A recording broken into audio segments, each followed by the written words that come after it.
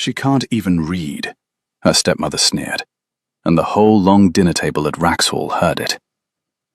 Cordelia Vance lifted her wineglass with the same unhurried grace she had used to lift the inheritance from Lenora's hands, and let the sentence sit on the candlelight like an extra course no one had asked for. Lenora did not flinch. She set down her spoon, aligned it precisely with the rim of her plate, and let the silence widen until the men along the table had to clear their throats one by one.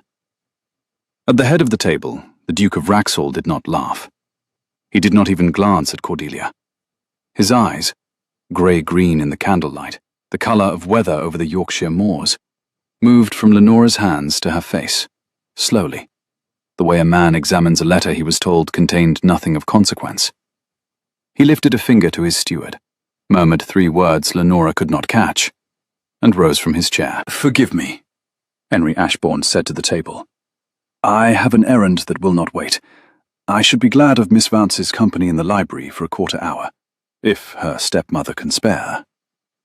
Cordelia opened her painted mouth.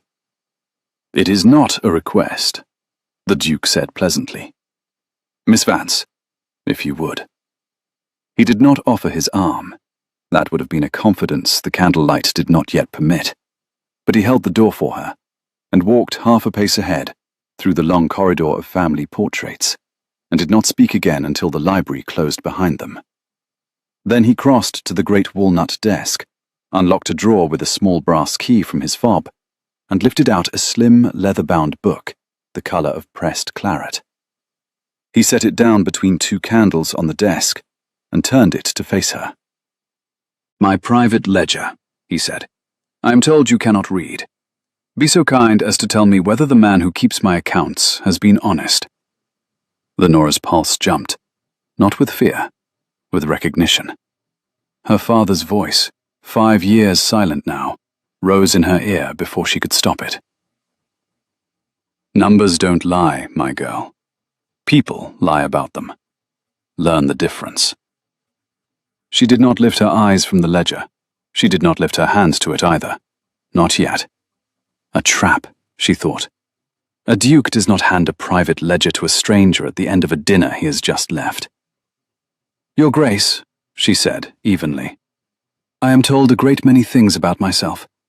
I should not like to disprove any one of them in a hurry." "Then take your time," he said.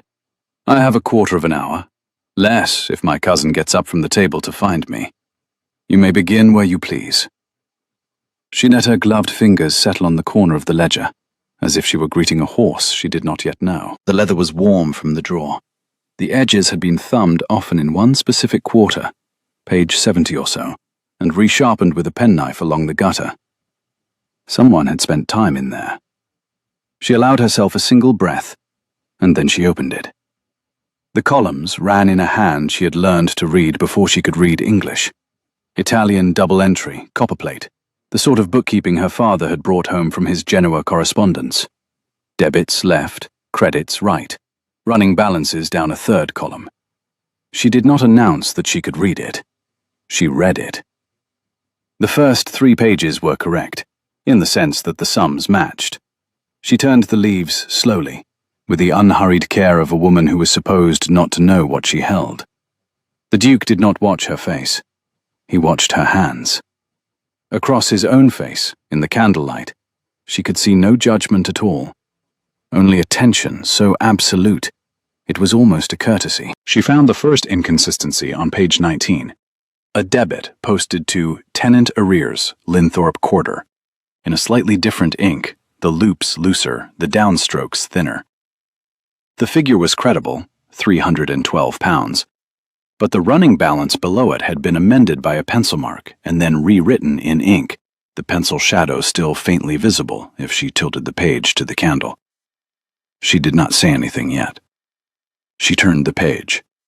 Page 24. The same hand, the looser loops. An entry against the name Mr. R. Trent, ironmonger of York, for repairs to the Wraxhall stables that, by her quick mental arithmetic, would have rebuilt the stables 3 times. Page 31. An entire half-quarter of estate disbursements written in one sitting, when the ink should have varied with each invoice arriving from the post. She closed the ledger on her thumb to mark the place. She lifted her eyes for the first time. "How much do you suppose your steward is honest about, Your Grace?" Henry Ashbourne's mouth did not move. Only the muscle at the hinge of his jaw, once. "Tell me," he said. "Page 19, Lenora said.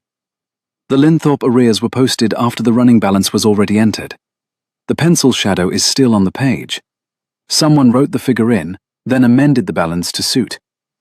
He has been doing it most quarters, by the look of the gutterware.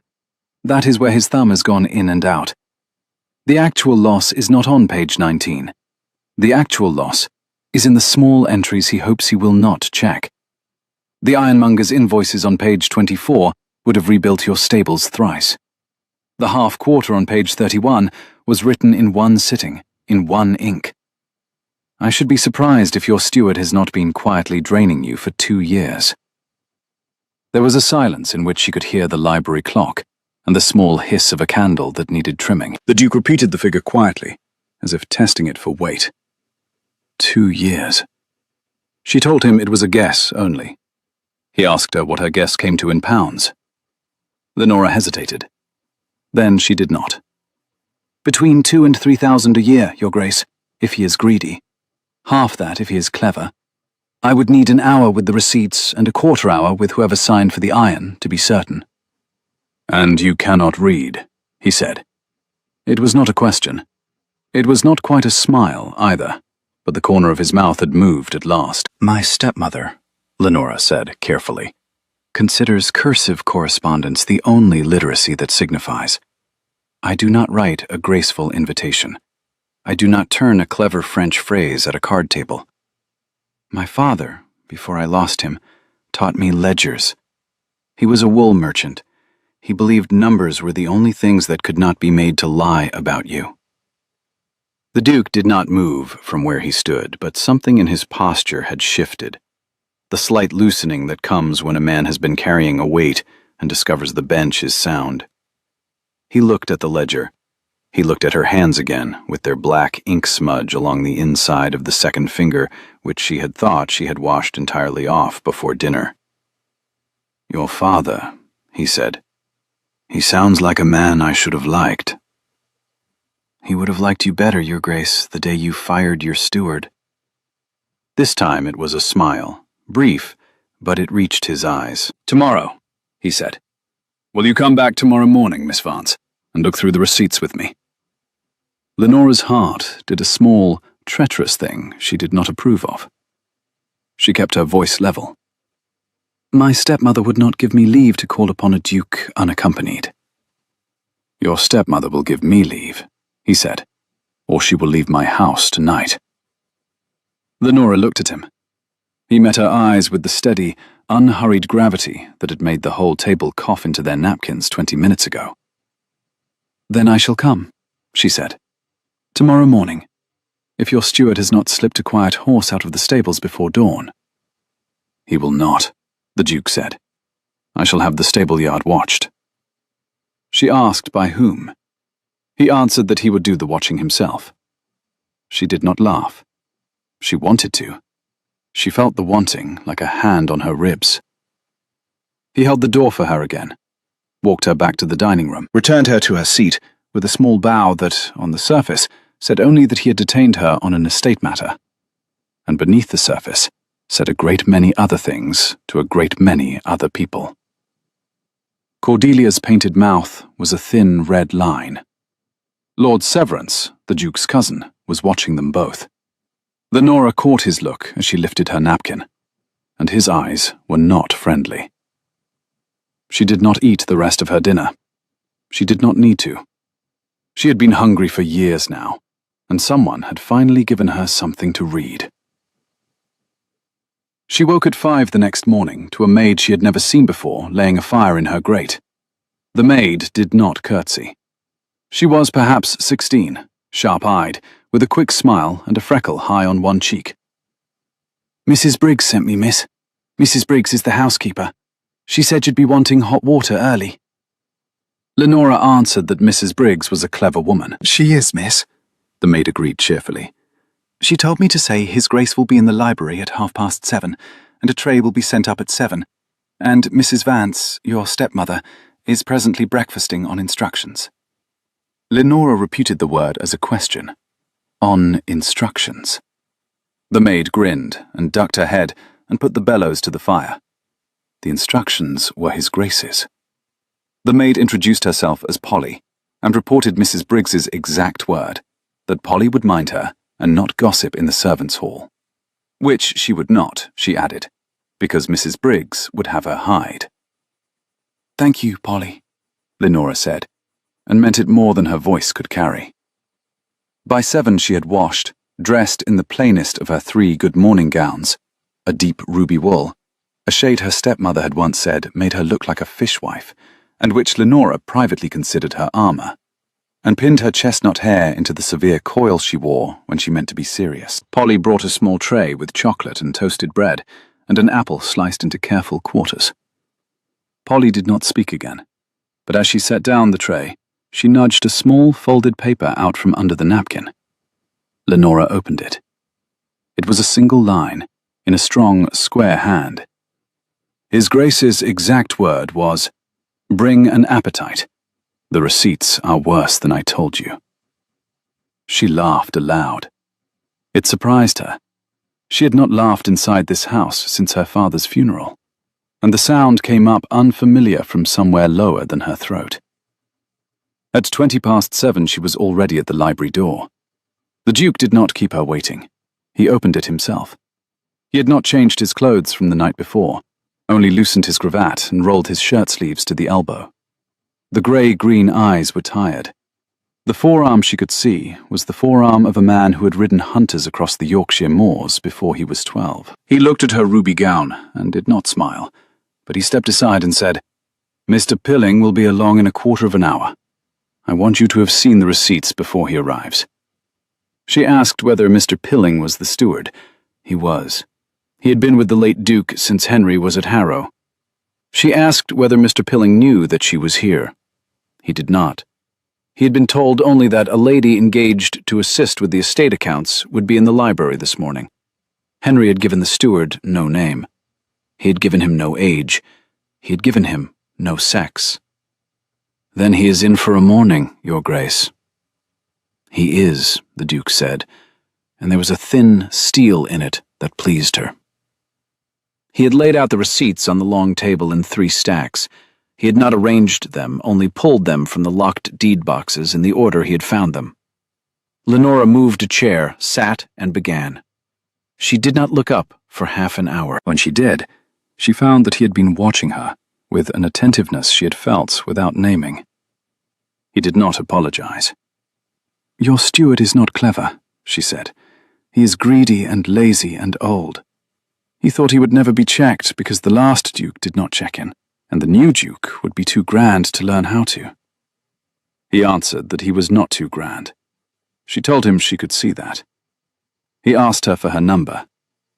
3,800 a year for 2 years. Some of it in plain false invoices, most of it in inflated ones. The iron, the carpentry, the wages of 2 undermen who do not exist.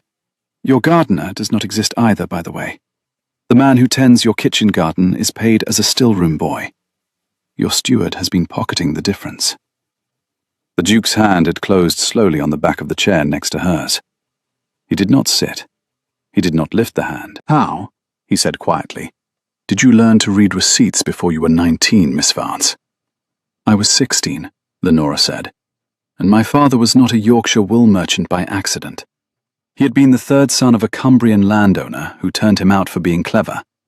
He kept his own books because the man he hired to keep them had been pocketing him for 6 years before he noticed.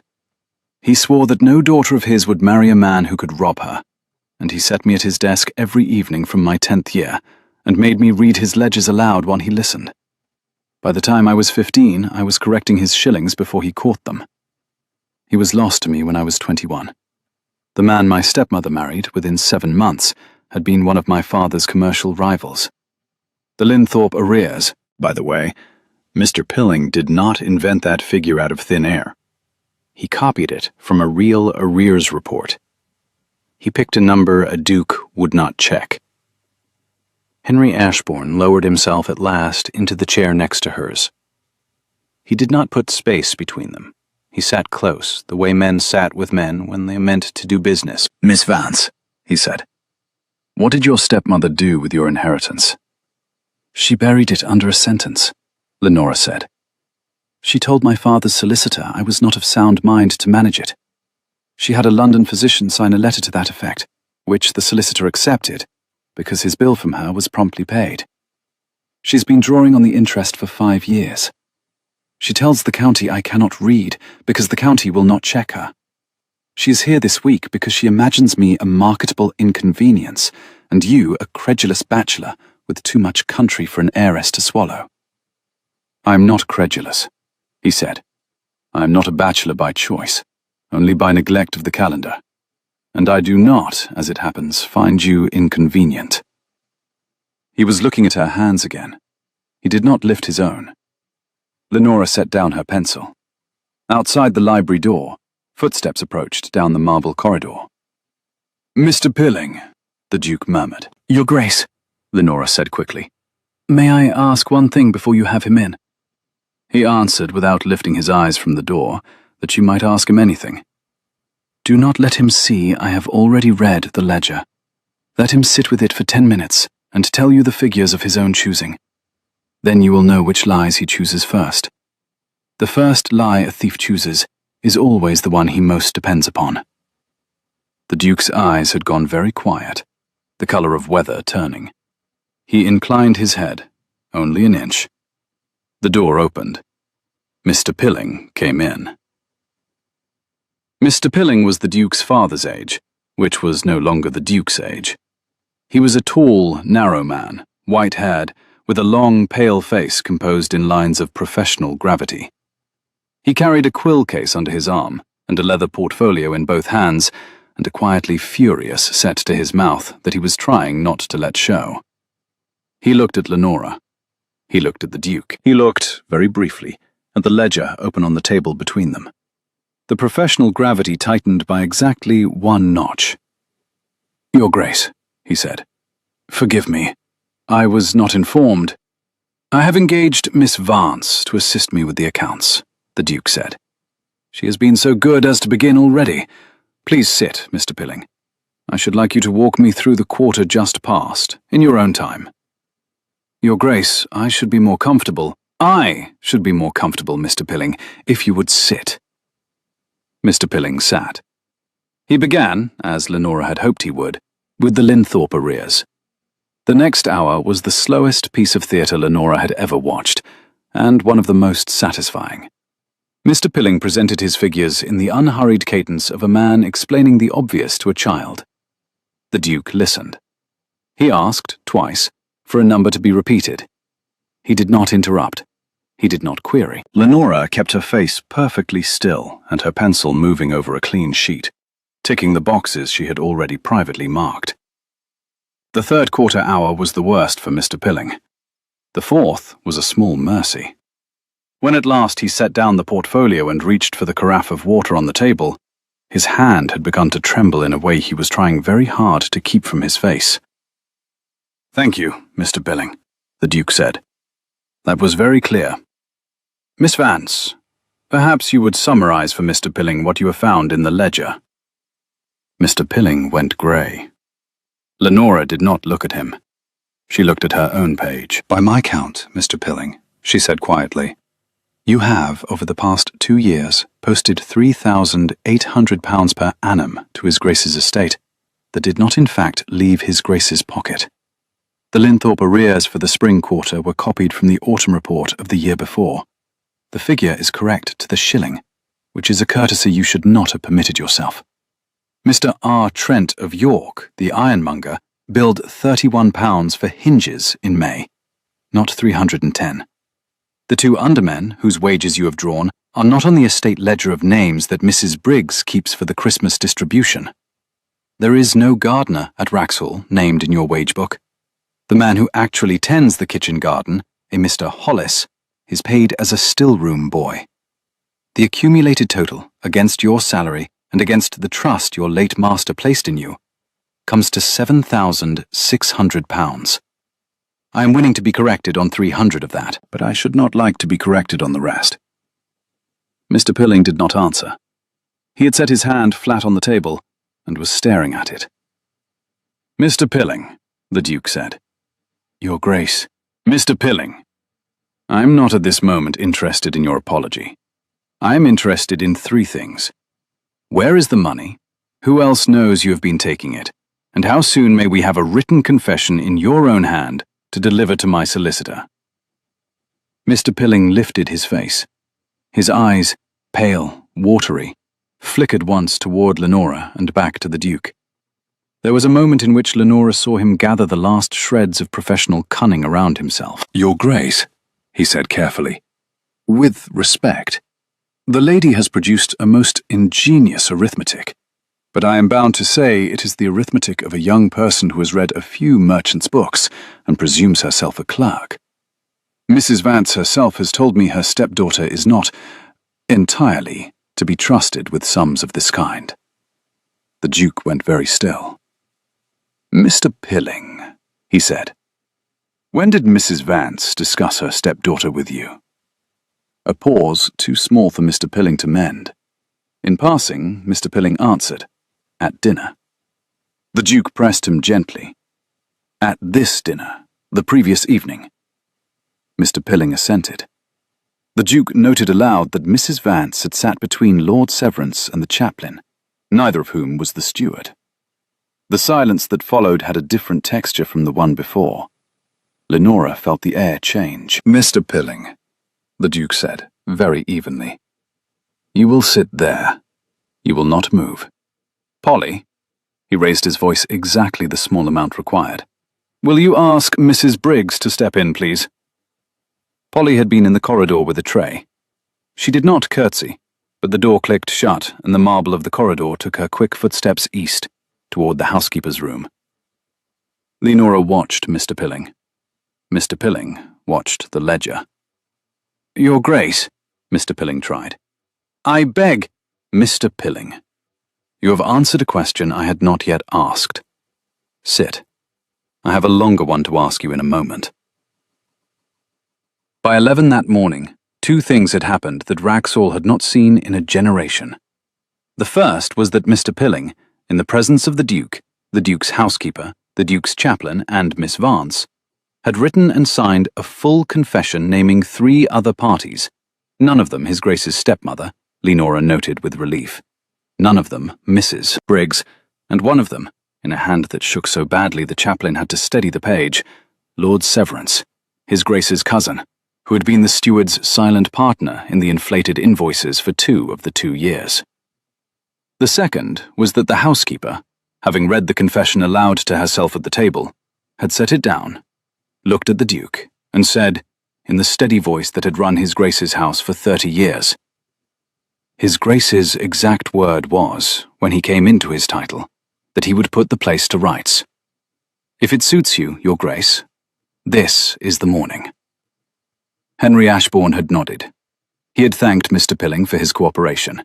He had had him locked into the small estate office under the supervision of 2 grooms, not, he said, a discomfort, only a clarity, and had ridden out across the home pasture himself, on the same hunter he had ridden as a boy, to the gate of his cousin's lodge at the bottom of the park. Lenora had not seen the gate. She had seen the Duke ride out, through the long library window, with the autumn light slanting from the east in a single bright shaft across the lawn, and she had watched until his back disappeared into the line of beeches by the lodge. She had felt, then, an uneasiness she did not know how to name. He had not asked her to come. She turned from the window to find Mrs. Briggs standing at the library door.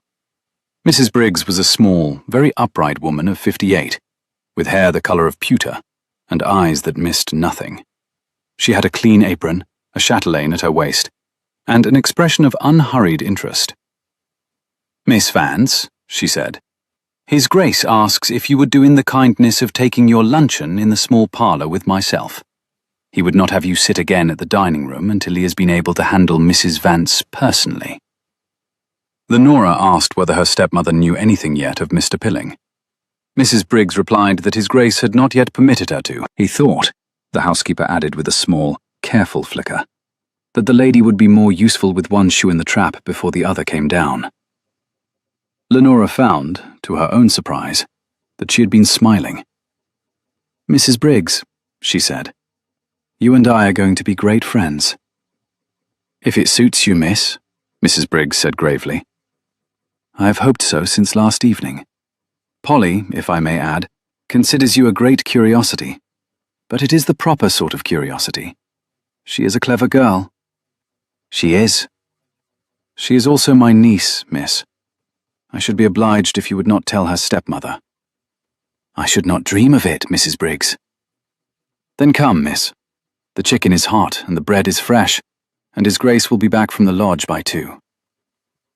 He was not back by 2. He was not back by 3. Lenora ate her chicken with Mrs. Briggs in a small panelled parlour she had not known existed, and learned in the course of 40 minutes that the late Duke's wife had been a Wensleydale farmer's daughter who married for love and never lost her vows, that the chaplain had been at Harrow with the new Duke and was no fool, that Lord Severance had been at the lodge for a fortnight and had let it be known in the servants' hall that the new Duke would not last a year as Master of Wraxall, for he wants steadying, and the cousin who steadies him will steady the estate, and that the new Duke had, on the night of his uncle's funeral, sat in the library until 3 in the morning with a single candle and the estate ledger open on his knee, looking for the leak he could feel, but not yet name. "He had felt it, miss," Mrs. Briggs said. "He did not know what it was. Last night, when your stepmother said what she said, he knew at once. I do not know how, but he knew. He came into my room himself before retiring and asked me to send Polly to your chamber by 5. "How?" Lenora said. "Did he know?" "He had spent 10 minutes earlier with you in the long gallery, miss, before dinner. He did not tell me of what you spoke. He told me only that the most accurate woman in his house had walked in on Lady Halford's arm and would be insulted before pudding." Lenora set down her fork. She had no memory of speaking with the Duke in the long gallery before dinner. She had a memory of a tall man crossing the gallery as she had been examining a hunting print on the wall, a wool market scene she had recognized at once as Halifax, in the year of her father's last great contract, and remarking quietly that the engraver had got the angle of the cloth tables wrong. She had answered, without thinking, that the engraver had also got the date wrong, because the great market sheds had been rebuilt the year before that print pretended to record. She had not turned. She had not seen his face. She had assumed him to be one of the Duke's land agents. That was His Grace, miss. He had come down early, because the new master always does, to make sure the wines were where they ought to be." Lenora sat for a moment, looking at her plate. She felt, unexpectedly, the small, careful heat that comes up under the ribs when one has been seen exactly as one is. It was 4 when the Duke returned. She heard the horses on the gravel first, and then the boots in the hall, and then his voice, quieter than she expected, but lower pitched, the way a man's voice goes when he has been speaking for 2 hours. He did not come to the library. He went to his book room, where Mr. Pilling was still under guard. He stayed there for a quarter of an hour. Then he came to the small parlour and asked Mrs. Briggs if she would be so kind as to leave him with Miss Vance for a moment. Mrs. Briggs left, and closed the door behind her with the particular precision of a housekeeper who has been on her feet since 5. The Duke did not sit. He stood by the small fire, with one hand on the mantel, and looked at it, not at Lenora. He told her the cousin denied everything. She had expected he would. He has, however, signed nothing yet. I have left him in his lodge with my chaplain and a magistrate. I have a strong suspicion that by tomorrow morning he will sign, rather than be presented at quarter sessions. She asked whether he truly would sign. The Duke gave her his reasons quietly. The cousin had a wife and 3 small children at Wraxall Lodge. He had debts at 3 London clubs that Henry could settle if he chose, and that he would settle if the man put pen to paper. The cousin cared about his children. He did not care about the truth, but he cared about the children. "That is," she searched for the word, "a quiet sort of mercy, Your Grace." "It is the only sort I have learned how to do," he said. I'm not a sentimental man. I'm a man who would rather have the matter mended than punished. He turned at last from the fire to face her. The grey-green eyes had not lost the tiredness. They had gathered around it some other thing she did not yet know how to name. Miss Vance, he said. I owe you a great deal. I had not meant to ask you anything further today, but I shall, if you will permit it. Your Grace, will you take the seat at my long table tonight, on my right hand? My cousin's seat. I should like the house to see it. I should like your stepmother to see it. I should like, in particular, the man my cousin has been writing to in London for the last 6 weeks, to hear of it before the post leaves the village tomorrow morning. Lenora's pulse again, that small, treacherous thing. I have not the gown for it, Your Grace. Mrs. Briggs, the Duke said, with a faint smile that did reach his eyes this time. Anticipated that. There is a green silk hanging in the dressing room next to your chamber. It was my mother's. Mrs. Briggs has had it fitted twice this morning by the eye, and she rarely misses on the eye. She would consider it, I am told, a kindness. She began an objection. He cut it off, gently. He was asking her, he said, not requiring her. She told him she would come. He thanked her. He inclined his head. He did not bow. He left the parlour as quietly as he had come, and Lenora sat for some minutes by the small fire and listened to her own heart and decided, severely, that it would behave itself this evening if she had to put it on a leash. She wore the green. The shade was deeper than emerald, peacock almost, and the cut was a cut that had not been fashionable in 20 years and would never be unfashionable. A high waist, a square neck, a long sleeve, a single line of gold thread along the bodice that caught the candlelight without insisting upon it. Mrs. Briggs had let down the hem 2 inches and tucked the bodice in a quarter, and Polly had braided Lenora's chestnut hair into a coil so tight along the back of her head that her stepmother, when she saw it, would know at once that Lenora had been dressed by a servant who had not been answering to her stepmother. She came down the great staircase at 5 minutes before 8. The Duke was at the foot of it. He did not lift his hand to her. He stood with both hands clasped behind him. But when she reached the last step, he said very quietly, "Miss Vance," and offered his arm. She took it. The dining room was already lit. The table had been reset. Lord Severance's place, Lenora marked the small change with a careful glance, was now at the foot of the table, and her own place card had been moved to the chair on the Duke's right. Her stepmother's place had been moved no further down, but her stepmother had been seated already, which was a discourtesy Cordelia would not be able to acknowledge without admitting she had noticed it. Cordelia's face, when she saw the green silk and the chair on the right hand, did not move. Only her eyes.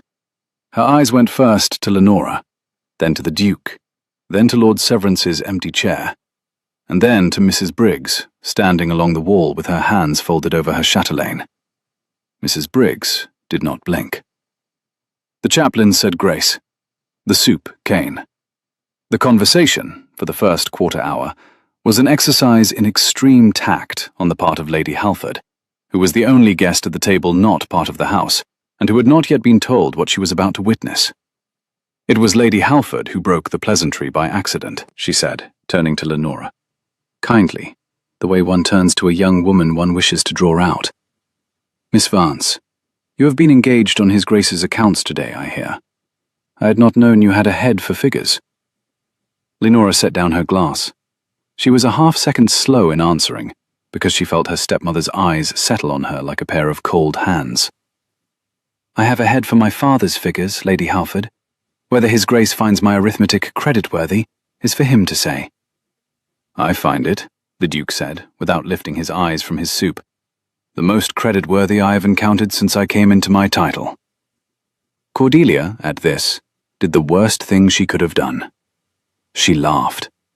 A short, bell-bright laugh that she'd used to fence with the late Mr. Vance's first cousins in court for 5 years, and which she had not, this evening, the strategic ground to use. Lenora has always had a knack for making numbers say what she likes, Your Grace, It is a particular gift of hers. Mrs. Vance, the Duke said. He did not raise his voice. He did not look up. Your stepdaughter has identified £3,800 per annum, which my steward has been removing from my estate for the past 2 years. She has done it in 70 minutes. I have already had Mr. Pilling's signed confession. He has named 2 other parties. I shall hear the third before the week is out. I should be obliged if you would let her enjoy her dinner. The table went, for the 3rd time since Lenora had arrived at Wraxhall, perfectly silent. Cordelia did not speak again at the meal. She did not eat. She watched Lenora, and Lenora, head high, the green silk falling exactly where Mrs. Briggs had told her it would, watched her plate. She did not look at the Duke either.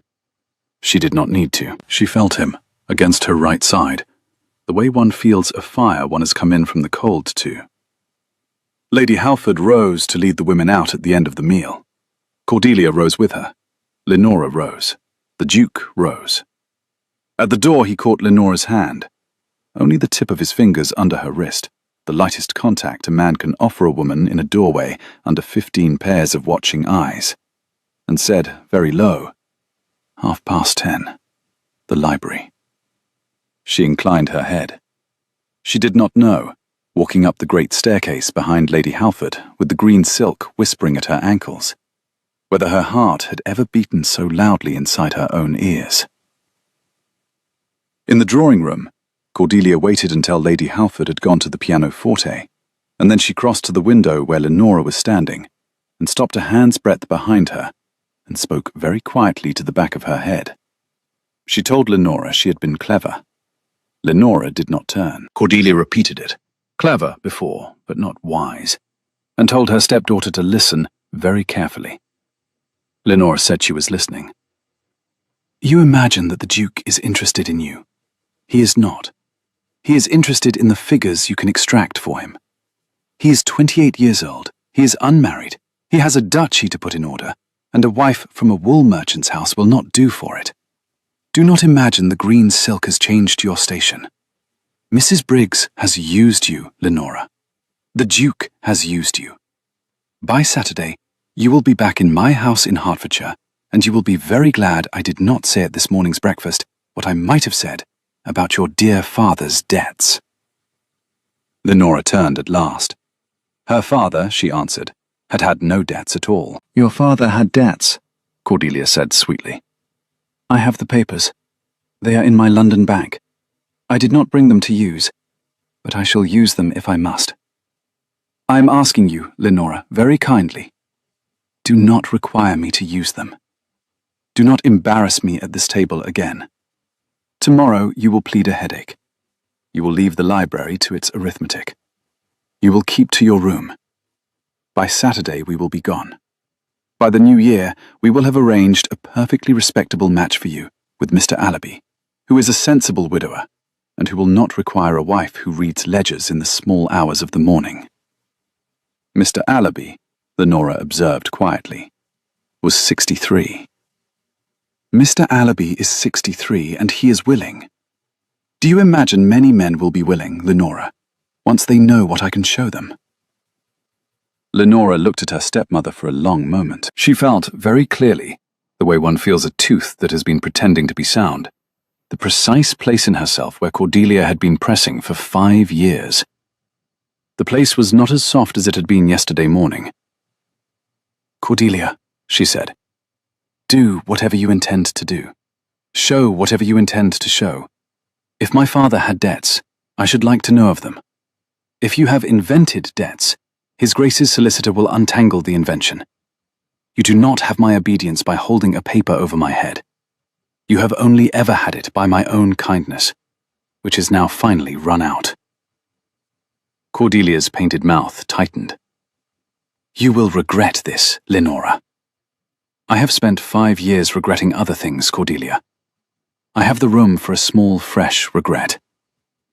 She walked past her stepmother and joined Lady Halford at the pianoforte, and asked, very politely, if Lady Halford would care to hear an air her father had used to whistle in his counting-house, when the books had finally come right. Lady Halford, who was a quick woman, took the question for the answer it was, and played the air without comment, and watched Cordelia cross the keyboard with an expression of mild, observant interest that Cordelia could not weather.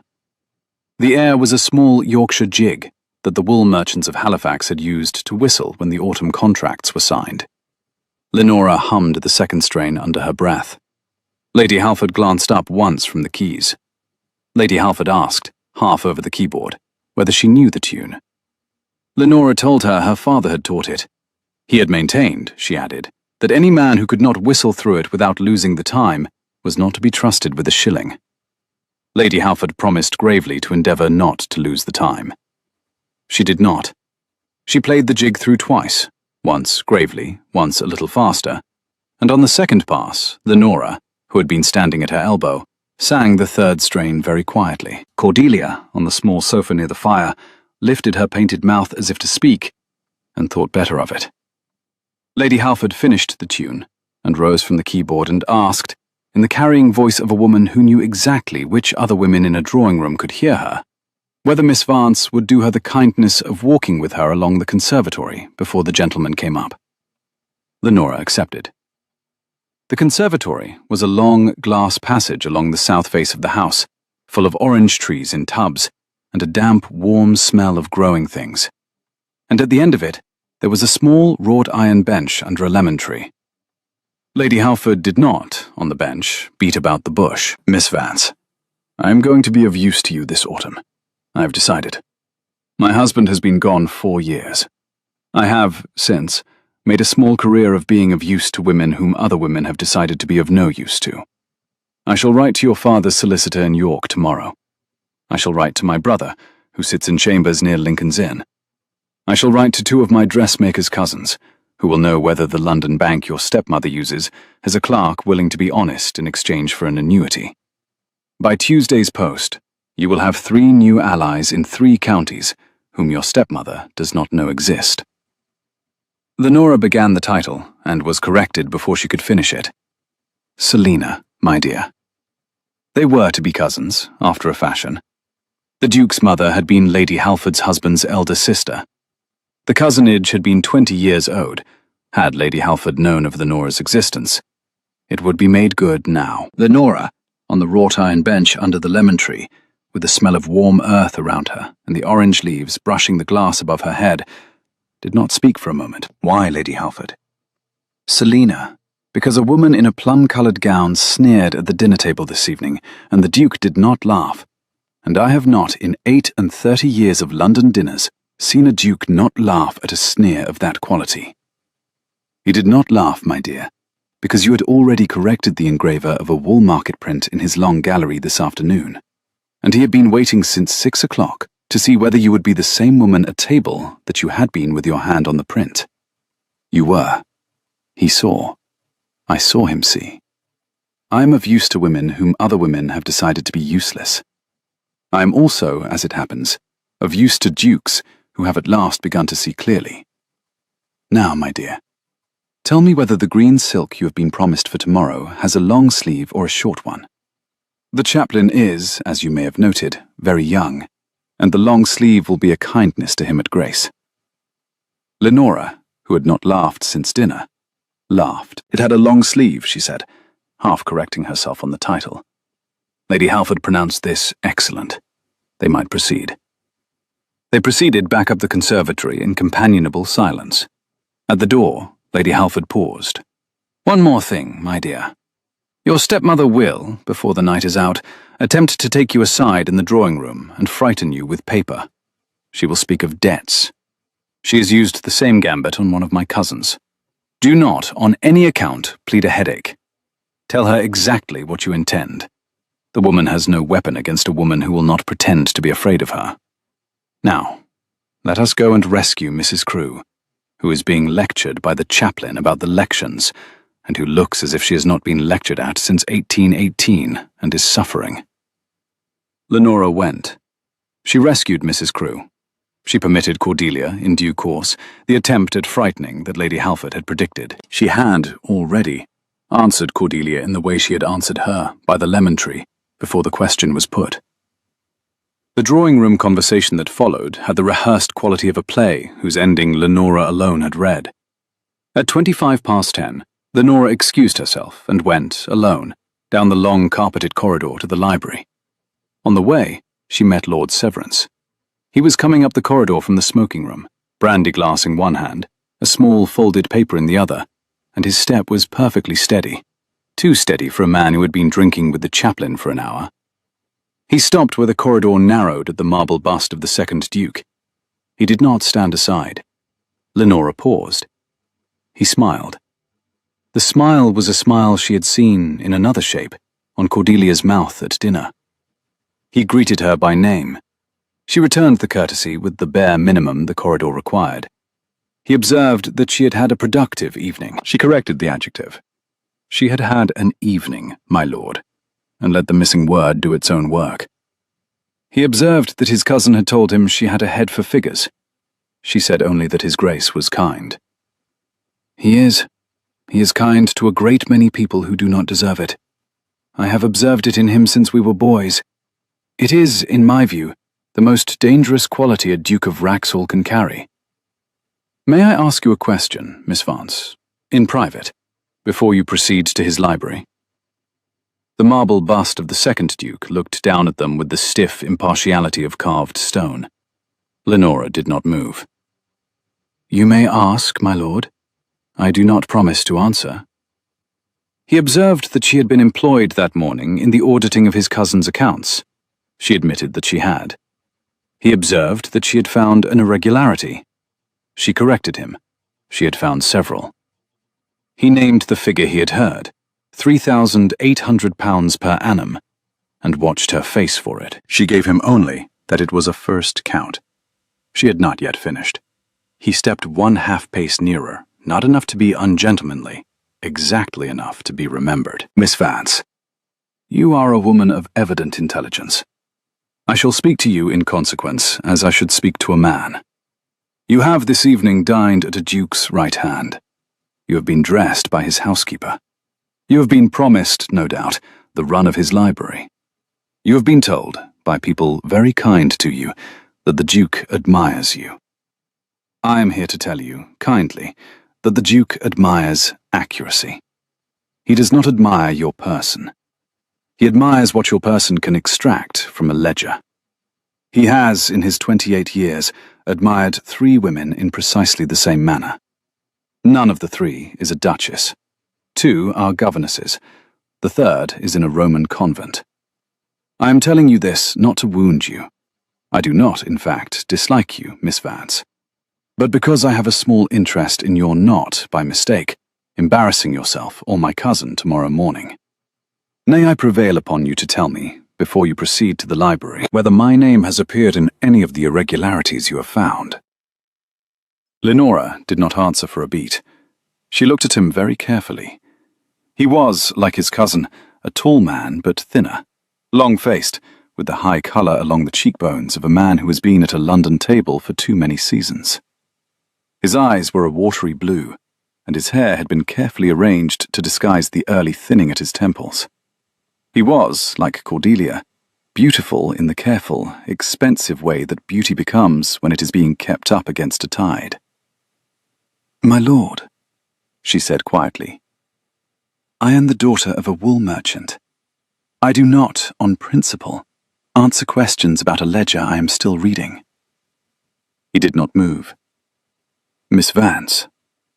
My lord, if you will excuse me. His Grace expects me at 10:30. His Grace expects a great many things, Miss Vance. It would be a mistake to imagine yourself one of them. He stepped aside. He did not bow. He let her pass. As she passed, he said very softly, to the back of her head, softly enough that no one beyond the marble bust could have heard him. Your stepmother and I were sat together at dinner. We had a long conversation. Be careful, Miss Vance, what you write on a duke's paper. Paper has a way of being read, in due course, by men who will not be kind to it. She did not turn. She did not stop. She did not let her shoulders move.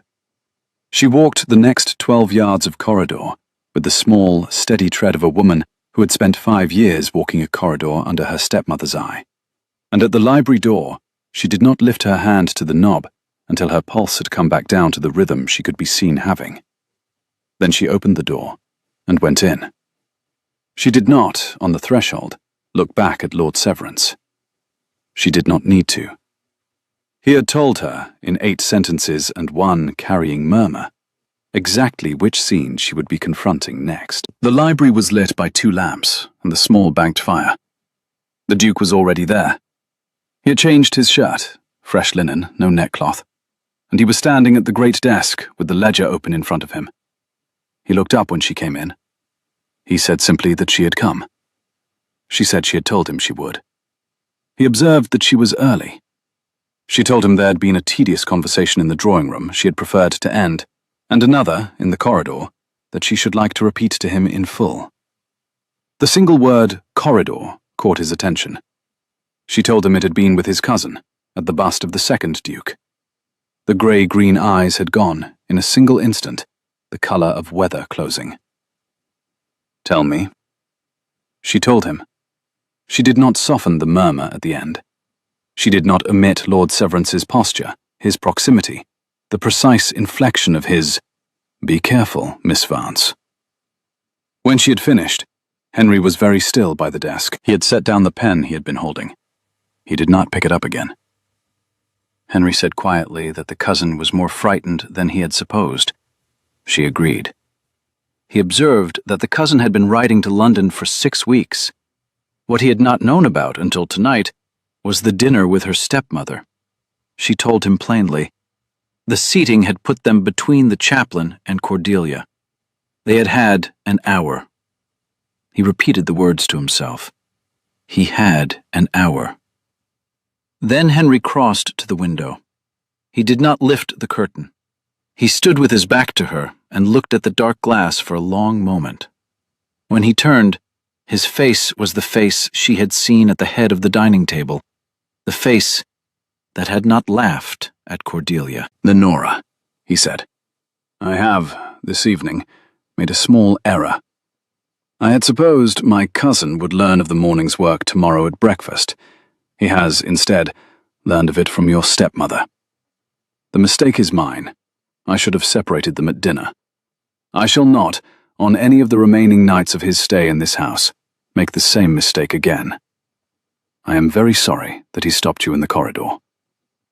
"He did me no harm, Henry." "He did you a harm I shall not forget. Forgive me my naming it, but a man who steps half a pace nearer to a woman in a narrow corridor at 10:30 in the evening is not, by my definition, a cousin. He shall not, after tonight, be inside any door of any of my houses unaccompanied. I shall require it of Mrs. Briggs by the morning." She nodded once. "Henry, before we begin, there is a thing I should like to say to you in the same conversation." "Yes?" She crossed the rug to where he stood, and stopped exactly 1 careful step away from him. "Your cousin," she said, "made a great point of telling me, in the corridor, that you have admired 3 women in your life, and none of them has been a duchess. He intended it as a kindness. I am, by my training, a woman who can hear a kindness for what it is. I do not require, Henry, that you ever explain to me the 3 women. I do not require that you ever admire me as a duchess. I am here, in your library, at 10:30, because my father raised me to read a ledger, and because you, this evening, set one in front of me. The rest, whatever the rest is, does not, this evening, need to be named in your library. Only, Henry. Only, he said quietly. Only do not let your cousin's 8 sentences become the inheritance of our acquaintance. Whatever you and I are to be to each other, let it be in figures we have both seen on the page." He did not, for a moment, speak. Then he said, "Lenora, that is the most exact sentence anyone has said to me in 6 weeks. It was meant to be. It is also the kindest. It was meant to be. It is also, and this I shall not, in front of the ledger, pretend otherwise, The most ungovernable thing I have heard you say. Then we shall, she said with the smallest dry smile. Govern it together. From the desk, with the pen. Tonight, Your Grace, I should like to look at page 60. I have, since dinner, suspected your steward of a second lie I shall not at this hour undertake to articulate without the lamp on it. May we, Henry? He inclined his head. He brought her the second chair himself. He set it close enough to his own that her shoulder, when she leaned over the page, would just touch his arm. He did not look at her. He looked at the ledger. He turned, with his blunt, square hand, to page 60. They worked until the library clock struck the half-hour after midnight. Page 60 was, as she had supposed, the second lie. Mr. Pilling had laid in a small entry for transport of timber from the home woods to the south stable, of £42 in the autumn quarter of the previous year. The home woods, Henry told her, with a small, dry humour that had begun, this evening, to seep through into his voice, had not produced a stick of usable timber for 15 years. The south stable had been rebuilt, the year before that, by his late uncle's order, in stone. The £42, Mr. Pilling's writing crisp, his ink even, had not, in fact, transported anything, anywhere. It had been, by Lenora's quick mental arithmetic, the precise sum of Lord Severance's quarterly subscription at his Pall Mall club. She did not say so aloud. She tapped the figure, twice, with the tip of her pencil. She lifted her eyes to Henry's. He, who had been reading over her shoulder, met her eyes and said quietly, "Yes, I see it." "Page 83, she said. "I should like, before we end, to look at page 83. Page 83 contained the year's quarterly disbursements to the Wraxhall pensioners of the home village, the small annuities the late Duke had left to the village widows, the long-served grooms, the underkeepers retired to cottages on the home pasture. The sum was correct. The names were correct. Lenora ran her finger down the list, twice, and then, without comment, turned to the previous year's page 83. The names were not the same. 2 had been added. One was Mr. Pilling's own sister, who had been buried at Lincoln 9 years before. The other was a man Henry did not recognize. By the running balance, Mr. Pilling had been drawing each of their annuities, £6 a quarter, £24 a year, into a small private pocket since shortly after the late Duke's last serious illness. Henry's hand, this time, did close on the edge of the desk. He said it once, quietly, half to the page, that the steward had drawn it from the buried. She repeated his words after him as a quiet confirmation. He observed that his uncle was 2 months in his grave. "Mr. Pilling, my love. I beg your pardon, Your Grace." "Henry, in this room." "Henry. Mr. Pilling, when he understood from your housekeeper this morning that you had brought a sharp eye into his ledger, did not have the time to remove the buried names. He had time only to fold his portfolio under his arm and walk up the marble corridor." Henry did not, for a moment, answer. When he did, his voice was very quiet. "Lenora, I had not, until this hour, believed I should be capable of cruelty in this matter. I find that I now wish to be. The cousin I shall, by your kindness, settle with paper. The steward who has drawn his living from my late uncle's grave shall not have my paper. He shall have, in the morning, the magistrate." She set her hand on his wrist, the first time, on either side, that she had touched him. "Henry," she said, "he will have an old man's confession by 9 in the morning, if you ask Mr. Carstairs to be in the room. Mr. Pilling has spent 50 years in your uncle's service. He has a daughter in the village whom Mrs. Briggs respects. He is, I do not say not punishable, but he is breakable, very gently at this hour. The magistrate, Henry, will be slower and more expensive, and the village will not forgive you.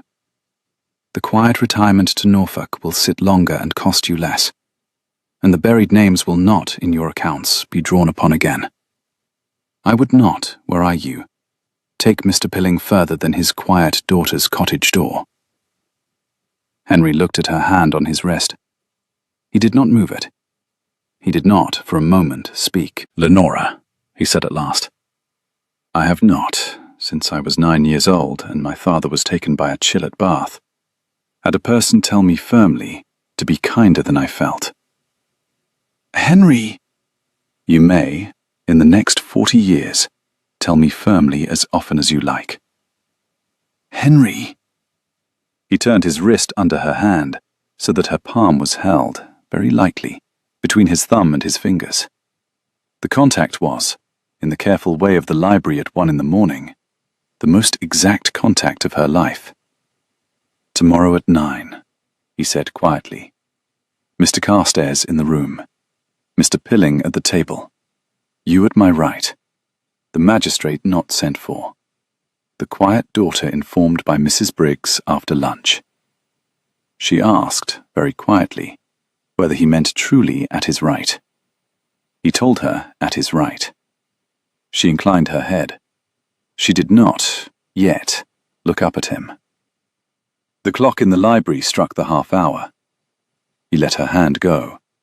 He closed the ledger. He held the door for her in the long corridor of family portraits, and walked her, this time, the whole way to the foot of the great staircase, and did not, at the foot of it, do any of the things he might have done in another version of the evening. He bowed. He said, "Good night, Miss Vance." He waited until she had reached the top. She turned at the top of the staircase. She did, finally, look down. He was still at the foot of it, with his hand on the newel post, and his face lit by the single hall candle that the night footman had left burning. "Henry," she said, very quietly down the stairwell. "Lenora." "I am very glad I came down to your library at 10:30. "So am I, Miss Vance. So am I." The next morning was Saturday. Cordelia did not produce her papers at the breakfast table. She did not appear at the breakfast table. She had ordered her carriage at 6, and at 20 minutes past 6, she had left Wraxhall without a note, in a frost so heavy that the gravel of the drive had whitened over the wheel ruts, and Mrs. Briggs's grooms had had to scrape the carriage steps before the lady would step into it. Lenora learned this from Polly, who learned it from her aunt, who had it from the night footman, who had observed Mrs. Vance descending the back stairs in travelling clothes at 5:20, with a letter clutched in her gloved hand, and a quite new expression of haste on her face. "What was in the letter, Polly?" "His Grace doesn't tell me, miss, but His Grace's solicitor sent a man up from London on the late mail Thursday, and the man and His Grace were 2 hours together yesterday before dinner. And Mrs. Briggs says, by which I mean Mrs. Briggs's exact word was, miss, that His Grace had instructed the solicitor's man to write to one Mr. Pelham, a clerk in Mrs. Vance's London bank, with a list of 3 questions Mr. Pelham would not enjoy answering. I imagine, miss," Polly added, with a precise glance over her shoulder at the door, "that Mr. Pelham wrote back to Mrs. Vance before he wrote back to the solicitor." "Polly, "Miss?" you are very clever." "Mrs. Briggs," Polly said gravely, "has said the same, miss. But she said it in a tone of voice that I am required to take seriously." Lenora laughed. She was laughing more, she had noticed, than she had ever in her life laughed before lunch. She went down to the small parlour. Henry was at the table with the chaplain and the solicitor's man, a wiry, capable Londoner with a clean apron of ink along his cuffs, and they were drinking coffee and dividing the morning's letters into 3 small heaps. Henry looked up when she came in. He rose. The chaplain and the solicitor's man rose with him. "Miss Vance, may I present Mr. Carstairs of Lincoln's Inn? Mr. Carstairs, Miss Vance, who has, in 70 minutes, done what my solicitor could not in 3 years." Mr. Carstairs bowed. He was a smaller man than the Duke, and a much older one, and his eyes were sharp as flint. "Miss Vance," he said gravely, "I have heard a great deal about your work this morning. I should like, with your permission, to put a number of questions to you over the course of the next week. I have already, on His Grace's instruction, dispatched a man to your father's solicitor in York to recover the original probate file of the late Mr. Vance's estate. I have reason to suspect a portion of that file has been, let us say, quietly mislaid. With your assistance and the original ledgers, we shall not require long to discover what has gone where. You shall have my assistance, Mr. Carstairs. With my father's books, you will not require a week. You will require an afternoon. That, said Mr. Carstairs, with the smallest flicker of pleasure across his thin mouth, is a great convenience, Miss Vance. I had not expected to be told it before luncheon. Henry, behind the steam from his coffee, was watching her over the rim. The grey-green eyes had a small light in them she had not yet seen. She did not look long. Mr. Carstairs, she said, before we begin, my stepmother left this morning at 6. His Grace has informed me. I believe she has taken the Great North Road. I do not think she will get further than Stamford before a separate letter overtakes her. We shall not, Miss Vance, see her in Hertfordshire by Christmas. The chaplain coughed politely. The solicitor's man permitted himself the smallest of bows. Henry, at the head of the table, with his shirt sleeves rolled and his hair still damp from a morning ride, held the chair on his right hand for her, and Lenora took it, and the morning's letters were redivided in front of her into 4 heaps instead of 3. The next 2 weeks were, by every external measure, the worst Wraxall had endured in a generation, and the best. Miss Pilling was conveyed quietly to a farmhouse near King's Lynn under the care of a distant Ashbourne aunt who specialised in difficult relatives and who had been instructed to permit him a small garden, a small allowance, and no correspondence. Lord Severance signed his agreement on the Sunday morning, in front of the magistrate, with the chaplain at his elbow, and undertook a 5-year residence in his own Hampshire farm, with 3 children, and a wife who, when the matter was explained to her, surprised everyone, including her husband, by remarking, in the steady voice of a woman who had been thinking quietly for 2 years, that she had supposed something of the sort, and she was very glad of it being settled at last. The London Bank was visited by Mr. Carstairs on the Wednesday, and produced, by the Friday, 3 further parties to Lord Severance's correspondence, whom Mr. Carstairs took home in his portfolio. Cordelia did not reach Stamford. The letter that overtook her at Doncaster contained, by Mr. Carstairs's design, a single page from a clerk named Mr. Pelham, confessing, in his own hand and over his own signature, that the debts laid against the late Mr. Vance's estate in the spring of the year of Mr. Vance's death had been instruments of forgery, executed by Mr. Pelham at the request of Mrs. Vance, in exchange for sums Mr. Pelham itemized with the precision of a man who hoped, by extreme cooperation, to be spared the worst of the consequences. Cordelia turned her carriage at Doncaster. By that evening she had reached London. By the Monday after, she had instructed her own solicitor to withdraw all claim against the estate of Lenora's father. By the Friday following that, Lenora had received, by post, in a clean envelope tied with a strip of green ribbon, the inheritance her father had left her, accumulated 5.25% over 5 years, in the form of a draft on the Bank of England, drawn in her own name. She did not tell Henry until the evening. That evening was a clear one, the first true cold one of the autumn, with the moon high and the home pasture white with frost. She walked with Henry along the gravel path at the edge of the kitchen garden. Mrs. Briggs had taken the air with them as far as the gate of the herb garden, and had then, with a tactful glance, found she had urgent business with the rosemary. And she put her gloved hand on Henry's sleeve, and stopped him under the great walnut tree, where, his Grace had told her 2 days before, his grandfather had used to read his correspondence in the summer. "I have something to tell you, Henry. You have your money." "You knew?" "Mr. Carstairs sent the draft up by yesterday's post. I did not open the envelope. I knew the shape of it from the seal. I waited for you to tell me." "It is £4,200. "It is a good sum." "It is the sum my father intended me to bring to a marriage." He stopped walking. He turned to face her on the path. He did not move closer. He did not need to. The moonlight was on her face and on his. "Lenora," he said, I had not been waiting for your money. I do not require any part of your money. I have not, this evening, walked you to the walnut tree to ask you about your money. I know, Henry. Do you? I do. I am telling you about it because... She had to draw a small, careful breath. Because I want you to know that whatever I say to you tonight, I am saying with my own £4,200 in my pocket, and not with the gratitude of a woman a duke has saved from a stepmother. He was very still. What do you intend to say to me tonight, Miss Vance? I intend to say to you, Your Grace, that I love you, that I had not intended to love you, that I had intended, in fact, to spend my autumn correcting your steward, vexing your housekeeper, befriending your chaplain, and going home in November with the satisfaction of a woman who had been useful. I intended none of the rest. I cannot help the rest.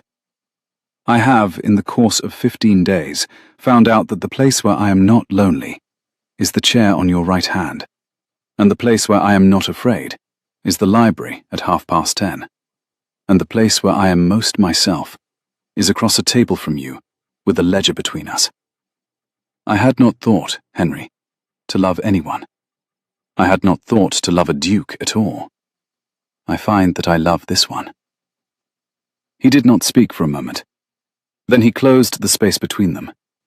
He lifted his hand, slowly, the way one moves toward a horse one is just learning, and laid it against the side of her face. His palm was warm in the frost. His thumb traced, once, the small hollow under her ear. Lenora Vance, he said very quietly. I have, since the moment in the long gallery when a woman in a plum-colored gown had not yet sneered at you, been waiting to hear you say the word, my name. I have, since the moment you put your finger on page 19 of my ledger, been waiting for the freedom to tell you what I have just heard you say. I love you.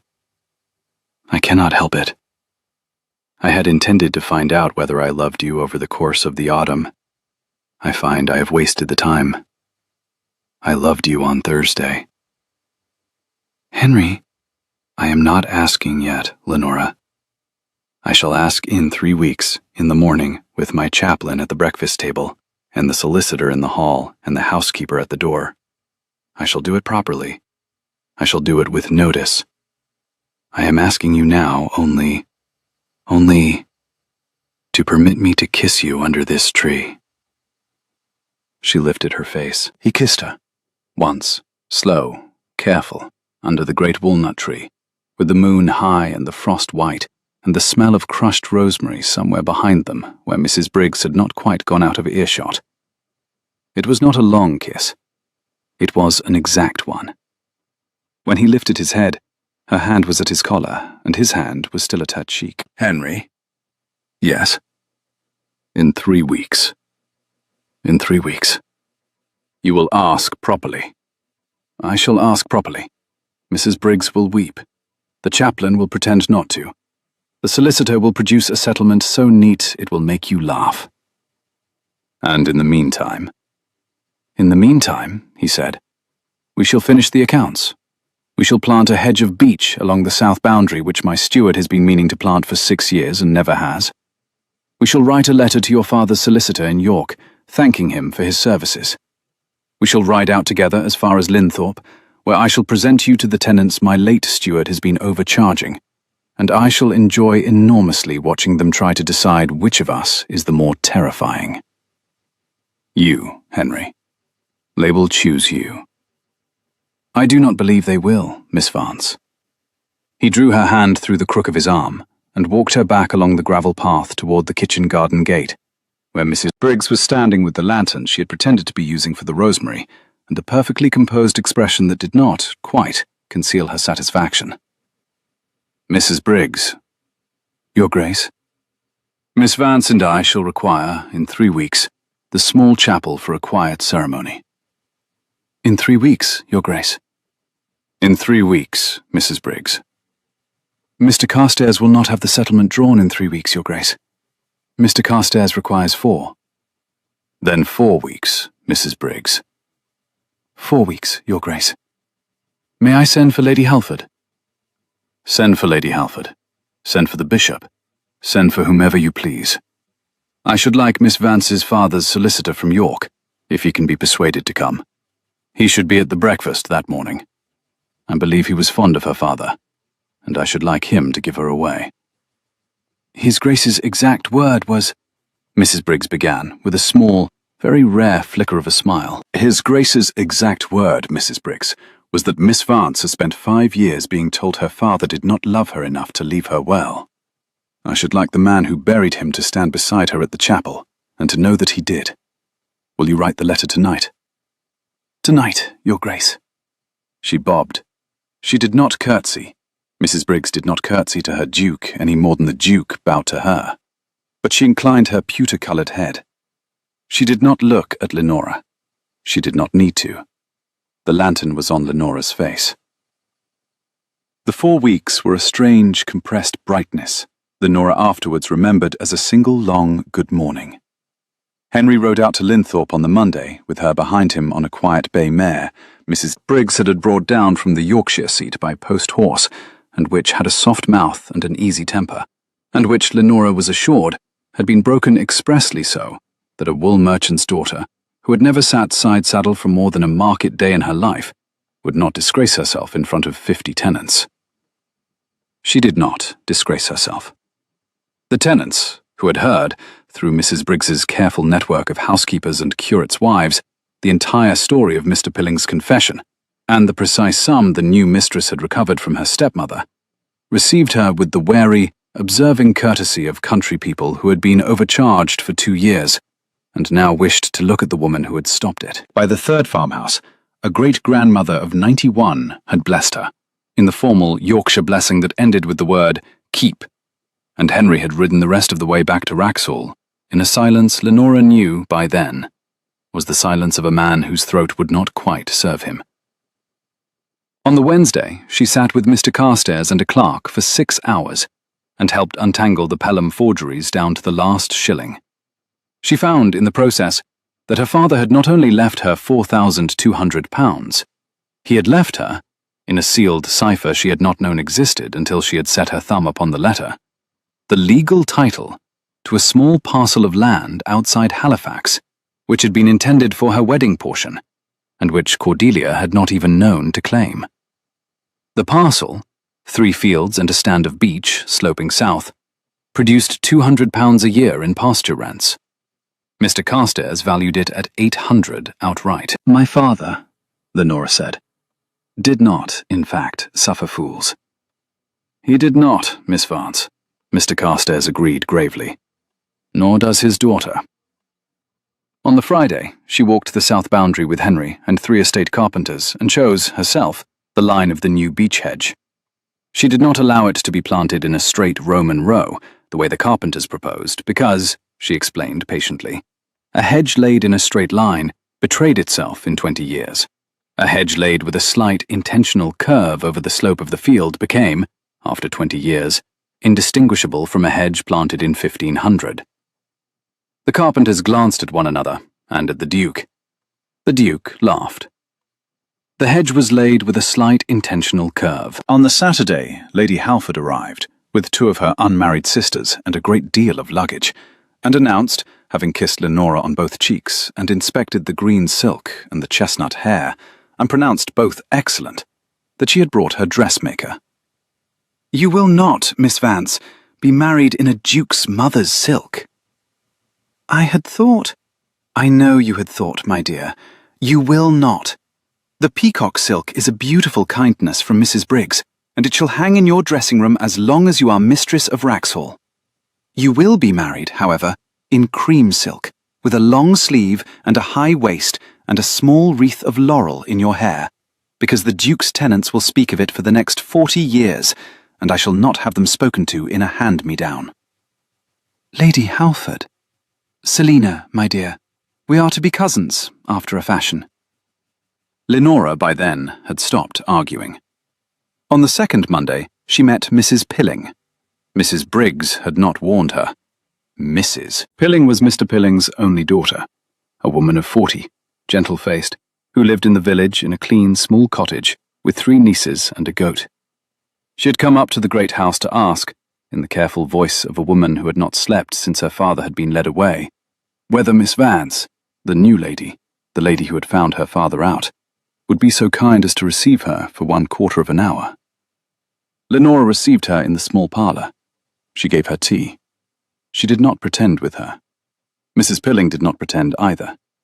They sat for 40 minutes, not 15, and at the end of it, Mrs. Pilling had wept once, and laughed once, and spoken, in the steady voice with which her aunt, Mrs. Briggs, ran the house, of the 6 years she had supposed, and could not, without the figures, have known. She was very glad, she said, that someone had at last had the figures. She made one request only. Would Miss Vance, in the goodness of her heart, not prevent the small monthly allowance from His Grace, to His Grace's distant aunt in Norfolk, reaching her father's plate? Her father was an old man. He had not been wholly a wicked one. The small allowance was his last dignity. Lenora promised that she would not prevent it. Mrs. Pilling went back down the hill on her stout shoes, with her shoulders 3 degrees lower than she had come up the hill. Mrs. Briggs, who had been listening from the corridor, where she had pretended to be looking for her chatelaine key, came in and did not say anything for a minute, and then said, very gravely, that this was one of the marks by which she had learned to tell mistresses of Wraxhall from women in green silk.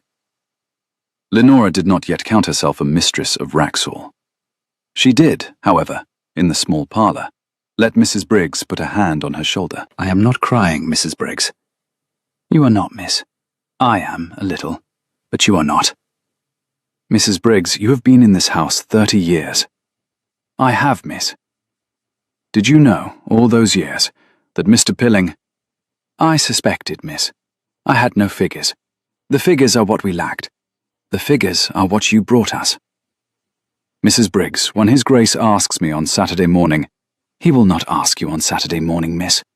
He has, after consultation with Lady Halford, settled on Sunday after chapel, with Lady Halford's sisters as witnesses, and the chaplain in his vestments, and the solicitor in the hall. His Grace is, miss, a man who plans his weather. Mrs. Briggs. Miss. He will not be sorry on Monday? Mrs. Briggs took her chatelaine in both hands, and looked Lenora full in the face. His Grace, miss, has spent 6 weeks since he came into his title, looking for one woman in this house he could trust the figures of. He has found her. He has not, in 35 years, had a thing in his mouth he could not, in cold weather, regret by morning. He has, this once. He will not regret it on Monday. He will not regret it in the November of his 80th year, when he is sitting on the south bench under the walnut tree, and you are in the kitchen garden cutting the last sage. I have, miss, seen the late Duke and his Duchess every November for 33 of those years. I know what it looks like when a Duke does not regret a Saturday morning. He will not. Lenora did not, this time, say she was not crying. He asked her on Sunday after chapel, in the morning room, with Lady Halford's 2 sisters at the window pretending to look at the cedar walk, the chaplain at the door pretending to be sorting his hymnal, Mrs. Briggs at the sideboard pretending to be polishing a silver teapot, and Mr. Carstairs in the hall not pretending anything at all. He went down on one knee, because he was a man who, when he did the thing properly, did it from the carpet. He took her hand. The hand had ink on the second finger again, which she had not, this morning, managed to scrub entirely off. Miss Vance, he said, when you do me the very great honour of accepting my hand, and the running of my house, and the joint correction of my accounts, for as long as I have the privilege of being a vexation to you. Henry? Yes. That is a very long sentence. I have, Miss Vance, a great many figures to put under a single roof. Will you? I will, Henry. He rose. He did not, in front of the witnesses, kiss her. He bowed over her hand and said, very gravely, Thank you. And the chaplain dropped the hymnal, and Mrs. Briggs set down the silver teapot, and Lady Halford's youngest sister at the window squeaked once, and was immediately silenced by the elder, and Mr. Carstairs in the hall said, in a very dry tone that carried clearly through the open door, His Grace's settlement, Mrs. Briggs, may now be unsealed. It was unsealed at breakfast. The settlement set, against Lenora's £4,200 and her Halifax fields, a marriage portion of £15,000 in the 4%, the dower house at Wraxhall with its gardens, the inalienable income of the Linthorpe quarter, which would not, Mr. Carstairs observed with the smallest dry inflection, in future be subject to invented arrears, and the right to a private study off the long library, with its own key, its own desk, and its own walnut chest for her father's ledgers. The settlement was, by the standards of a duchy, modest. By the standards of a wool merchant's daughter, who had spent 5 years believing her father had left her nothing, it was the precise shape of justice. She signed it on Sunday afternoon. Henry signed it. Mr. Carstairs signed it. Mrs. Briggs witnessed it with a hand that had not shaken for 30 years, and did not shake then. She was married the following Sunday, not in the cream silk Lady Halford had insisted upon. Lady Halford's dressmaker had run, with great satisfaction, 3 nights of seamstress overtime to produce it. And not, in the end, with the wreath of laurel either, because Lenora had, at the very last minute, in the small dressing room at the chapel, with Lady Halford fastening the back of the gown, decided that what she wanted in her hair was not laurel, but a single sprig of rosemary from the kitchen garden, where Mrs. Briggs had stood with the lantern. Lady Halford had pursed her mouth for 1 second, and then had laughed. Mrs. Briggs had cut the sprig herself that morning before the chapel bell. The chaplain had pretended not to notice. Mr. Carstairs had noticed, and had given the smallest, gravest nod of his life. Her father's solicitor came from York. He was an old man with white whiskers and a thick Yorkshire accent, and a coat that had been new in 1812. He walked Lenora down the aisle on his arm. He did not speak until they reached the front step of the chapel, at which point he said, very quietly, into her ear, lass, your father always said you'd marry a man who could count. He'd be a proud man this morning." Lenora did not, on the front step of the chapel, weep. She wept, at last, 8 weeks later, in the small parlour at Wraxhall, with Mrs. Briggs's chatelaine on the mantel, and Henry's hand under her elbow, and the housekeeper's careful, kind voice, telling her that the doctor had confirmed what Mrs. Briggs had already, from one quiet observation across a luncheon table, supposed. But that is a different scene. That is a scene that does not belong to the autumn of the green silk and the ledger on page 19. That is a scene from the following spring, when the beech hedge along the south boundary had taken its first long sloping curve into the slope of the field, and the rosemary in the kitchen garden had spread 3 feet further along its bed, and the Duchess of Wraxhall, who had once been a wool merchant's daughter, who could not, her stepmother had sneered, even read, had laid down her pen at the corner of the long library desk, turned in her chair, and said, very calmly, "Henry, I shall require Mrs. Briggs to send for the doctor by Friday. I have not, this week, been entirely myself." That is the scene the engraver of hunting prints, were he in the mood this spring to engrave a domestic one instead, would have to take great care over. The angle of the writing desk, the colour of the dress, the hand of the housekeeper, the light through the long library window, the careful, steady face of the man at the door, who had spent the better part of his 30th year discovering that he was, in fact, very good at trust, and who had practiced it almost exclusively upon one woman, and who had not, to use Mrs. Briggs's exact word from her exact prediction in the autumn, had cause, in any single morning of any single November since, to regret it. He has not yet. He will not.